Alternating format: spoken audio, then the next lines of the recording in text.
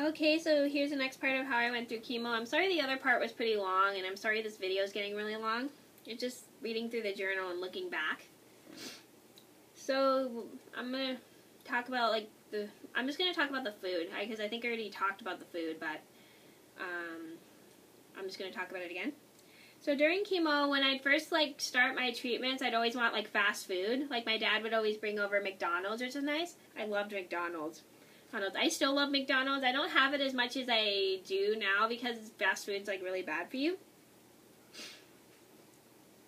And I didn't like eating hamburgers back then too because the chemo changed my taste buds.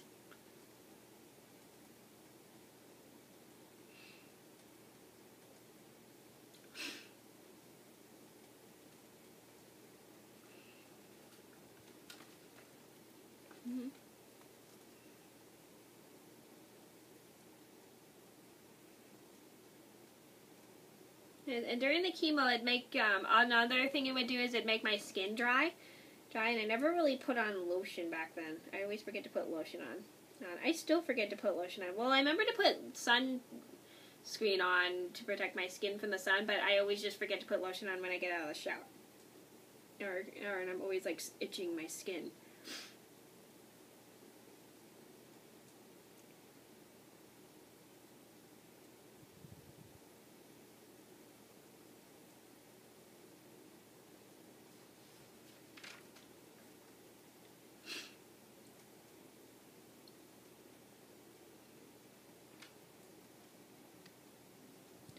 And then during chemo, when I was in my clinic treatments, they give me platelets. So I bet a lot of you guys know what platelets in your body, but they would give me platelets through my tube just for my chemo. And I couldn't go during my chemo. I couldn't go out if they were low. They were really low. But if they were high, they were fine. But if they were low, I couldn't go out. Now it stinks because it made me feel bad because I loved getting out of the house. And I remember one time I was supposed to go to dinner with my friend, but my platelets were too low and I couldn't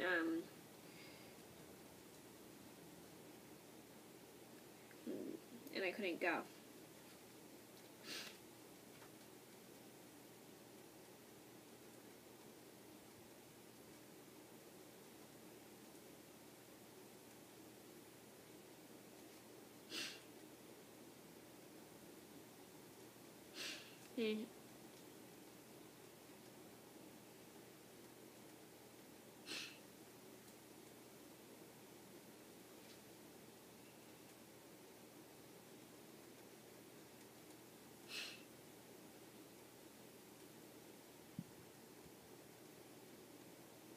And what's nice was when I went through chemo, my cousins would come over and hang out with me for dinner and watch movies with me.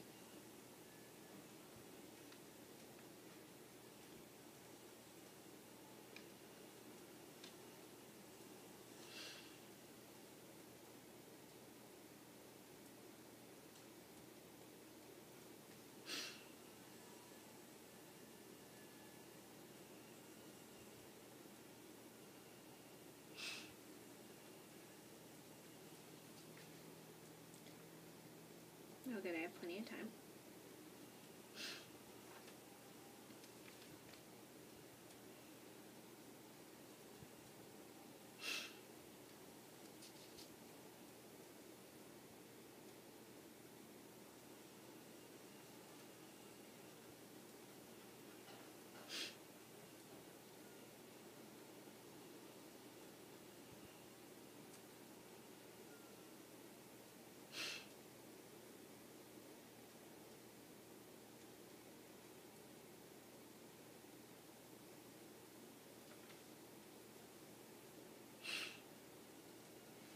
And during chemo, also, I should mention, is I met a lot of kids who were either younger than me or the same age as me that were going through chemo.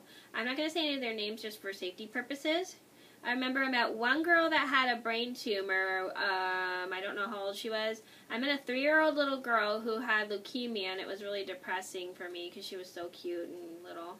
And then I met another girl who was my age who had cancer. I don't remember where. And then I had met a boy who my sister became friends with his sister, and I don't remember remember what he had. So I'm not going to go into too much detail with all the roommates, as that's going to take too much time. And I did like a lot of the roommates. They were nice, and I got along with them really well. Well, I remember the one little girl, the little 3-year-old, I would do the swish and spit mouthwash with her just so she could she'd do it, because she wouldn't do it at all, and then I just did it with her just so it would she would do it.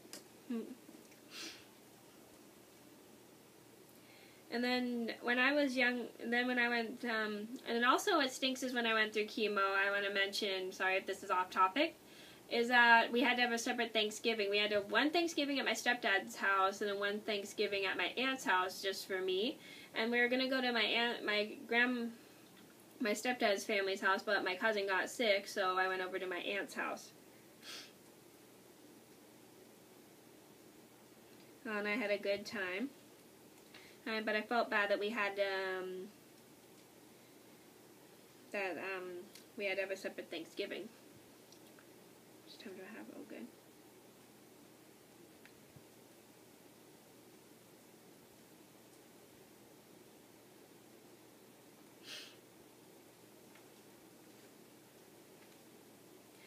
Oh yeah, I just thought of something funny. So also when I was in the hospital, my mom would played pranks on the nurses all the time. Like, well, no, not like all different pranks. She'd play pranks with phony vomit and the cleanup crew. It was so funny. So she'd grab some phony vomit, place it on the floor, and call the cleanup crew to get them to clean up the phony vomit. It was so funny. It just cracked me up so much. It made me nearly pee myself. No,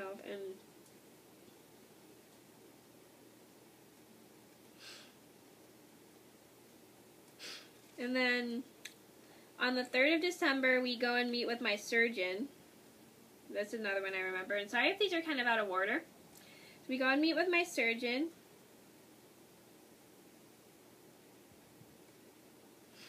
And then my mom's friend and my stepdad, my dad, my mom, my mom's friend tags along, which is nice of him. And we schedule my surgery for December. And they talk about my surgery, and if you guys see this big scar right here on my knee, this is from when I got my knee replaced, and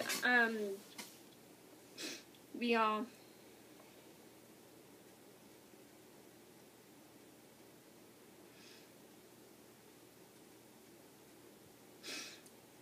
they talk about getting my knee replaced, and I remember having like 38 staples in my knee. Okay, so anyway, I'm sorry. So we talked about getting my knee replaced, and then let me skip to the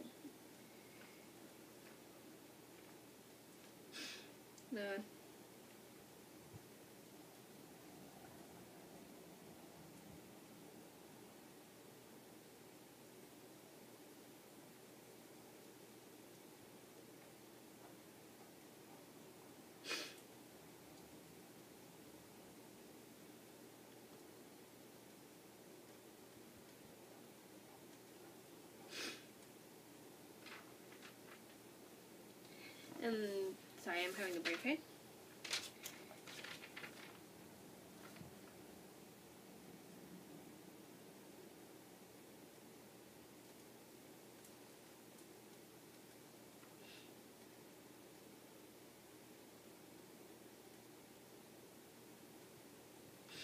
Yeah, I remember one time, there was another event. This is kind of a random event, so I'm sorry. One time my best friend came over and she spent the night, and then she threw up, and I felt really bad that she threw up, and we had to send her home the next day because we thought it was food poisoning, but my mom didn't want to risk it because of my chemo counts.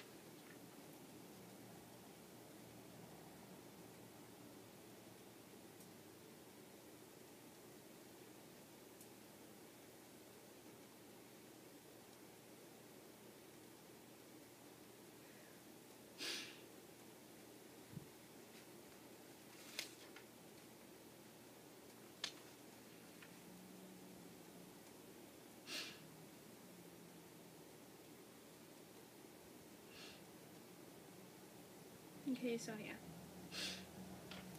I'm just gonna move to the surgery. I'm sorry. Oh yeah, it's 10 minutes.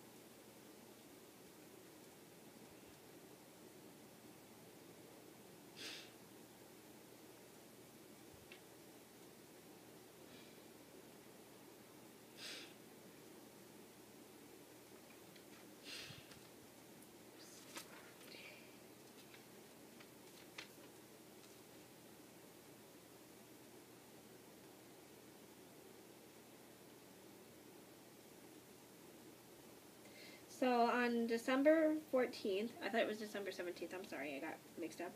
On December 14th, I go and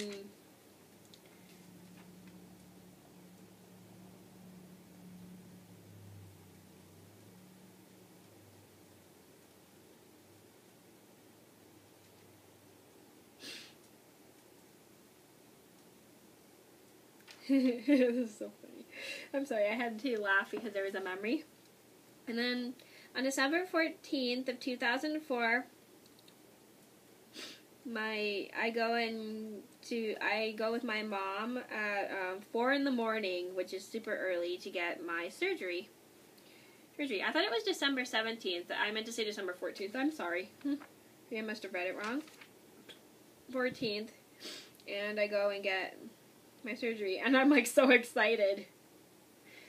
Because that my knee had been killing me. And oh yeah, another thing I forgot to mention, is that before I got my surgery, my knee didn't hurt when I touched it, and it didn't hurt when I straightened out my leg, because at first my knee would hurt when I tried to straighten out my leg. And it was just like like painful. Like every time I would go to straighten it, it just really hurt. And then my